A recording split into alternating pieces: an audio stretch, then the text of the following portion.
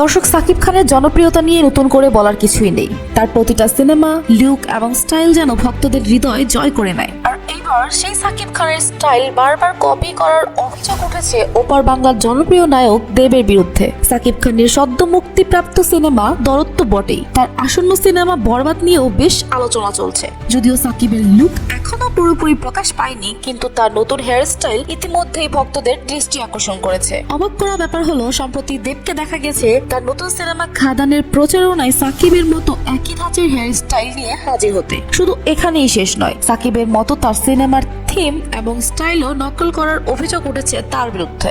এর আগেও দেবকে দেখা গেছে ইথিকাকে নিয়ে সাকিবের হিট ফর্মুলা ফলো করতে। আর এইবার হায়রে বিয়ে গানে দেবকে আবারও দেখা গেছে আল্লু অর্জুনের অঙ্গভঙ্গি এবং হেয়ার স্টাইল কপি করতে। এ নিয়ে সাকিবিয়ানদের মধ্যে শুরু হয়েছে ব্যাপক আলোচনা। ভক্তরা বলছেন দেব বারবার সাকিবকে ফলো করছেন কারণ তিনি সাকিবের মতো তারকা খ্যাতি পেতে চান। এমনকি মিডিয়া পাড়াতেও এই নিয়ে চলছে তুমুল সমালোচনা। তো দর্শক, আপনাদের কি মনে হয়, দেব কি সাকিব খানের প্রতিভাকে হিংসা করে এমনটি করছেন, নাকি এটা নিছক কি এক কাকতালীয় ঘটনা? আপনার মতামত আমাদের জানাতে অবশ্যই কমেন্ট করুন।